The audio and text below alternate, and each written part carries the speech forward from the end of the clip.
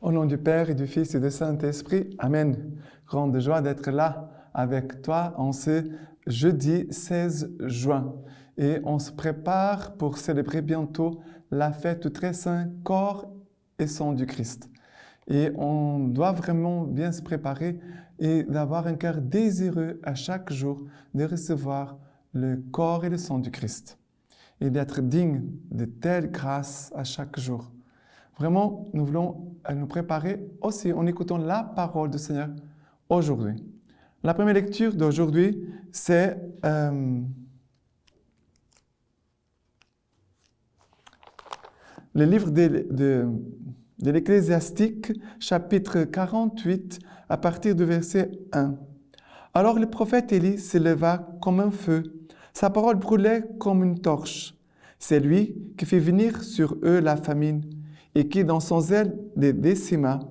Par la parole du Seigneur, il ferma les ciels. Il fit aussi 3 fois descendre le feu. Comme tu étais glorieux, Élie, dans tes prodiges, qui peut, dans son orgueil, se faire ton égal? Toi qui as arraché un homme à la mort, et au Sheol par la parole du Très-Haut. Toi qui as mené des rois à la ruine, précipité des hommes glorieux de leur couche, qui entendit du Sinaï un reproche, à Horeb des décrets de vengeance, qui oignit des rois comme vengeurs, des prophètes pour te succéder, qui fut emporté dans un tourbillon de feu, par un char aux chevaux de feu, toi qui fus désigné dans des menaces futures, pour apaiser la colère avant qu'elle n'éclate, pour ramener les cœurs des pères vers les fils et rétablir les tribus de Jacob. Bienheureux ceux qui te verront et dans l'amour s'endormiront, car nous aussi, nous possédons la vie. Tel fut Élie, qui fut enveloppé dans un tourbillon. Élisée fut rempli de son esprit. Pendant sa vie, aucun chef ne put l'ébranler. Personne ne put les subjuguer. Rien n'était trop grand pour lui, et jusque dans la mort, son corps prophétisa. Pendant sa vie, il fit des prodiges, et dans sa mort, ses œuvres furent merveilleuses. Alors, ici, le livre d'Ecclésiastique de Ban Sirac, le sage, et nous fait comme un résumé de la vie d'Élie, de tout ce que ce prophète a pu vivre et communiquer de la part du Seigneur. Et il va ici dire tous les prodiges que Dieu a accomplis par la vie et par les ministères prophétiques d'Élie. Mais en même temps, je pensais, Élie, vraiment, c'est une figure, le prophète Élie, c'est une figure du mystère eucharistique. Nous avons vu il y a quelques jours comment Élie commence à travers cette rencontre avec la veuve à qui Dieu l'envoie pour trouver de l'accueil et de trouver de quoi manger.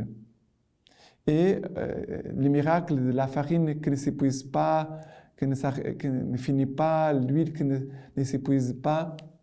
Déjà, la présence de l'Eucharistie, après les sacrifices au Mont Carmel, on voit dans le prophète Isaïe vraiment la prophétie aussi d'un homme eucharistique qui vit vraiment de l'autel, qui vit du sacrifice, qui vit de la prière sans cesse.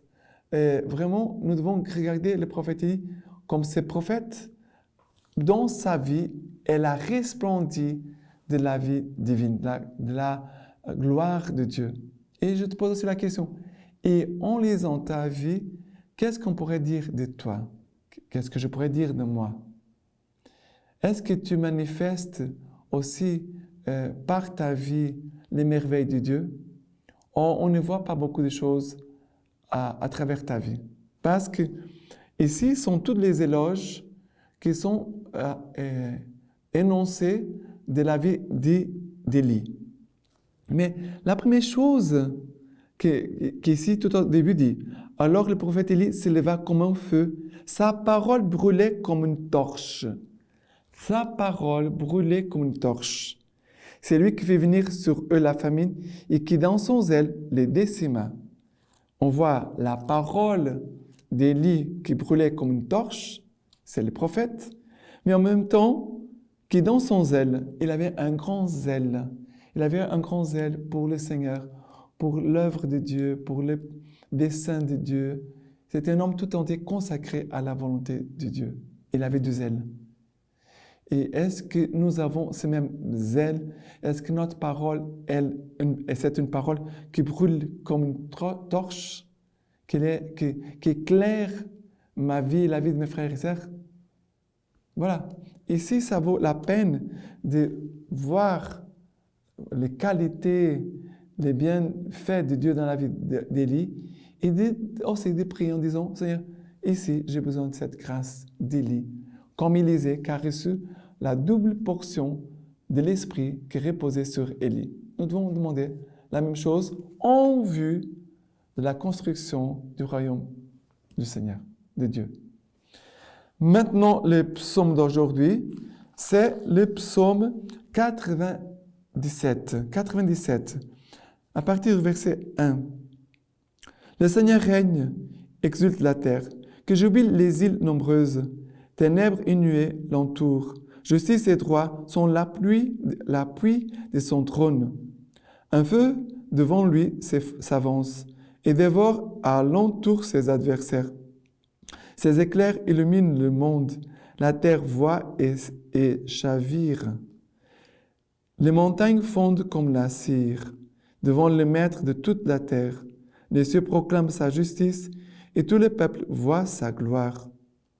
Honte aux servants des idoles, eux qui se vantent des vanités. Prosternez-vous devant lui, tous les dieux. Le Seigneur aime qui déteste le mal. Il garde l'âme de ses fidèles et la main des impies les délivre. Ça veut dire, le Seigneur, il garde l'âme de ses fidèles. Élie, on pourrait dire, c'est un homme fidèle à Dieu.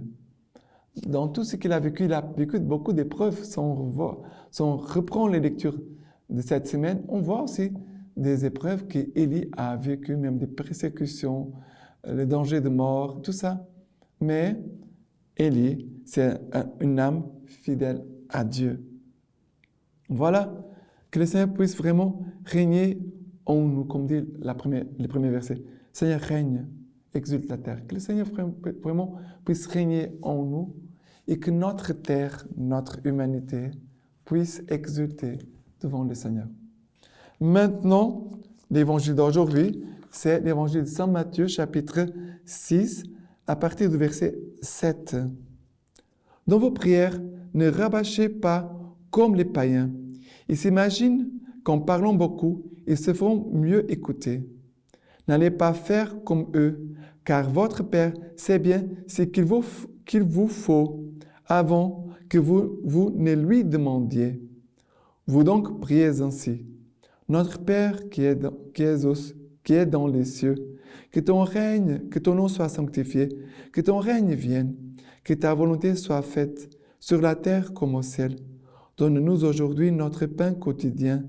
Remets-nous nos dettes, comme nous-mêmes avons remis à nos débiteurs. Et ne nous laisse pas entrer en tentation, mais délivre-nous du mauvais. Oui, si vous remettez aux hommes leurs manquements, votre Père céleste vous remettra aussi. Mais si vous ne remettez pas aux hommes, votre Père non plus ne vous remettra pas vos manquements. Nous sommes tous des hommes pécheurs. Ça veut dire qu'il y a toujours des pécheurs. Ça veut dire qu'il y a des moments que nous faisons des péchés. Nous manquons de l'amour, de la charité, de foi, de fidélité, de bonté, de persévérance. Nous manquons souvent à cause de notre péché. Dieu nous pardonne. À chaque fois, on va se confesser devant le prêtre, nous demande pardon pour nos péchés. Le prêtre nous donne l'absolution et nous pardonne nos péchés. Alors, nous devons faire la même chose. Quand il y a quelque chose contre nous, quelque chose que nous a offensé, nous a blessés, on pardonne. Et au moment de notre mort, Dieu va faire la même chose. Dieu nous pardonnera. Il dira, voilà, comme toi, tu as toujours pardonné tes frères et sœurs, moi aussi, je te fais la même chose. Je te pardonne tous tes péchés entre dans la joie de ton Seigneur, entre au ciel. Ici, Jésus nous apprend l'essentiel, que c'est la prière de notre Père. L'essentiel, apprendre à parler, à dire, à appeler Dieu notre Père. Et non pas seulement d'appeler, de dire, mais de vivre comme fils de Dieu. Dans cette confiance, je suis un enfant bien-aimé du Père. Le Père m'aime.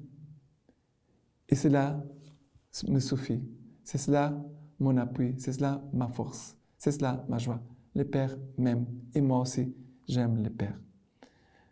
Bien sûr qu'il a, ici dans la prière de notre Père, il a des demandes qu'on fait, soit par rapport à Dieu, par rapport à la volonté de Dieu, le règne de Dieu, et aussi des demandes qu'on fait par rapport à notre vie ici-bas. Ça vaut la peine de prendre le temps de prier le Notre Père doucement et de voir concrètement les 7 demandes qui sont incluses dans cette prière que Jésus nous a appris. Vivons avec les Pères, vivons dans cette intimité avec Dieu, notre Père, et communiquons aussi au monde l'amour du Père. Maintenant, la lecture patristique d'aujourd'hui de Saint Cyprien. En avançant dans notre prière, nous demandons, donne-nous aujourd'hui notre pain quotidien. On peut le comprendre aussi bien au sens spirituel qu'au sens littéral. Dans le dessein de Dieu, les deux interprétations sont profitables à notre salut. Nous demandons que ces pains nous soient donnés chaque jour.